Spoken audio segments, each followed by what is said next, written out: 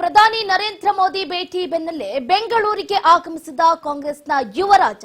ಬೆಂಗಳೂರಿಗೆ ಆಗಮಿಸಿದ್ದಾರೆ ರಾಹುಲ್ ಗಾಂಧಿ.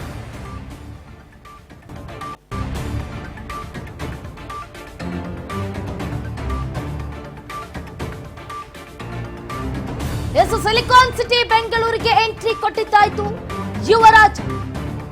ಕಾಂಗ್ರೆಸ್ನ ಯುವರಾಜನ ಆಗಮನ ಬೆಂಗಳೂರಿಗೆ ಆಗಮಿಸಿದ್ದಾರೆ ರಾಹುಲ್ ಗಾಂಧಿ. HAL ವಿಮಾನ ನಿಲ್ದಾಣಕ್ಕೆ ಎಂಟ್ರಿಯನ್ನು ಕೊಟ್ಟಿದ್ದಾಯ್ತು ರಾಹುಲ್. ಬೆಂಗಳೂರಿಗೆ ಆಗಮಿಸಿದ ರಾಹುಲ್ ಗಾಂಧಿಗೆ ಸಿಎಂ ಸಿದ್ದರಾಮಯ್ಯ ಅದ್ಧೂರಿಯಾಗಿ ಸ್ವಾಗತವನ್ನ ಕೋರಿದ್ದಾರೆ. ರಾಜ್ಯದಲ್ಲಿ ಕಾಂಗ್ರೆಸ್ ಸಮಾವೇಶದ ಹಿನ್ನೆಲೆ ರಾಹುಲ್ ಆಗಮನ ಆಗಿರುವಂತದ್ದು. ಈ ಬಾರಿ ಸೆಂಟ್ರಲ್ ಎಲೆಕ್ಷನ್ ಅನ್ನ ಗೆಲ್ಲಬೇಕು ಅನ್ನುವಂತ ನಿಟ್ಟಿನಲ್ಲಿ ರಾಷ್ಟ್ರೀಯ ಪಕ್ಷಗಳು ಶತಾಯಗತಾಯ ಪ್ರಯತ್ನವನ್ನ ಪಡ್ತಾರೆ. ಅದರ ನಡುವೆ ಇವತ್ತು ಏಪ್ರಿಲ್ 17 ಕಾಂಗ್ರೆಸ್ ಅಭ್ಯರ್ಥಿಗಳ ಪರವಾಗಿ ಭರ್ಜರಿ ಪ್ರಚಾರವನ್ನ ಮಾಡೋದಕ್ಕೆ ಸ್ವತಃ ಕಾಂಗ್ರೆಸ್ನ ಅಧಿನಾಯಕ ರಾಹುಲ್ ಗಾಂಧಿ ಅವರ ಆಗಮನ ಆಗಿದೆ.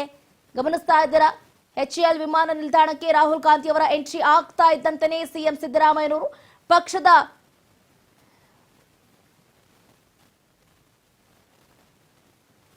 ಹಾಕೋದ್ರ ಮುಖಾಂತರ ವೆಲ್ಕಮ್ ಅನ್ನ ಕೋರ್ತಾ ಇದ್ದಾರೆ. ಈಗಷ್ಟೇ ಬೆಂಗಳೂರಿಗೆ ಎಂಟ್ರಿಯನ್ನ ಕೊಟ್ಟಿದ್ದಾರೆ.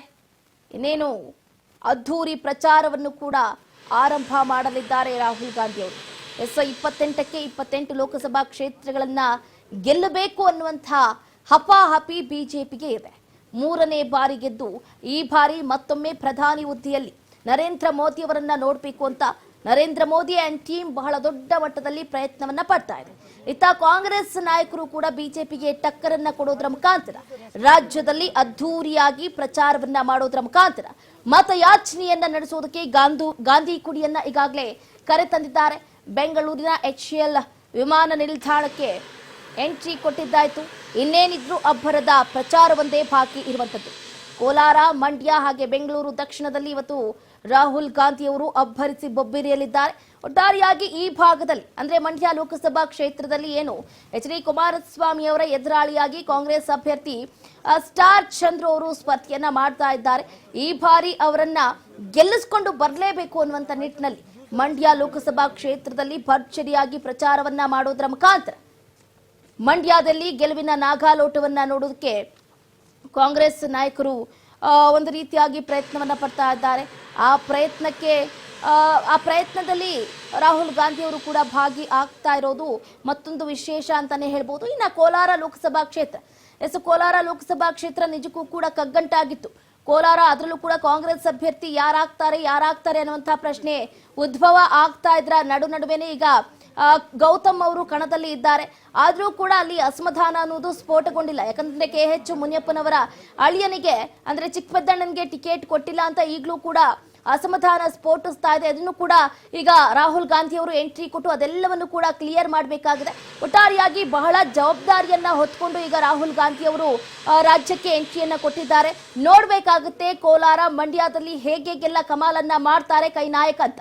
ಇನ್ನು ಬೆಂಗಳೂರು ದಕ್ಷಿಣದಲ್ಲಿ ಈಗಾಗಲೇ ಹೇಳಿದಾಗೆ ಸೌಮ್ಯ ರೆಡ್ಡಿ ಅವರು ತೇಜಸ್ವಿ ಸೂರ್ಯ ಅವರ ಎದುರಾಳಿಯಾಗಿ ಸ್ಪರ್ಧೆಯನ್ನ ಮಾಡ್ತಾ ಇದ್ದಾರೆ.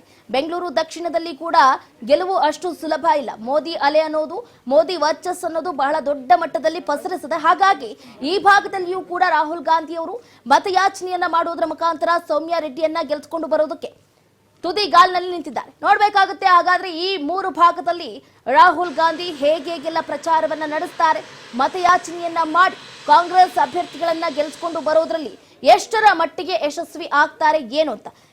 ರಾಹುಲ್ ಗಾಂಧಿ ಅವರ ಜೊತೆಯಾಗಿ ಸಿಎಂ ಸಿದ್ದರಾಮಯ್ಯ ಹಾಗೆ DCM DK ಶಿವಕುಮಾರ್ ಕೂಡ ಭಾಗಿಯಾಗಲಿದ್ದಾರೆ ಕೋಲಾರ, ಮಂಡ್ಯ, ಬೆಂಗಳೂರು ದಕ್ಷಿಣದಲ್ಲಿ. ಹಾಗಾದ್ರೆ ಕಾದ್ ನೋಡ್ಬೇಕು ಬಿಜೆಪಿ ಅಭ್ಯರ್ಥಿಗಳಿಗೆ ಟಕ್ಕರ್ ಕೊಟ್ಟು ಕಾಂಗ್ರೆಸ್ ನಾಯಕರನ್ನ ಹೇಗೆಲ್ಲ ಗೆಲ್ಸ್ಕೊಂಡು ಬರ್ತಾರೆ ಮತಯಾಚನೆಯನ್ನ ಮಾಡೋದ್ರ ಮುಖಾಂತರ ಅಂತ.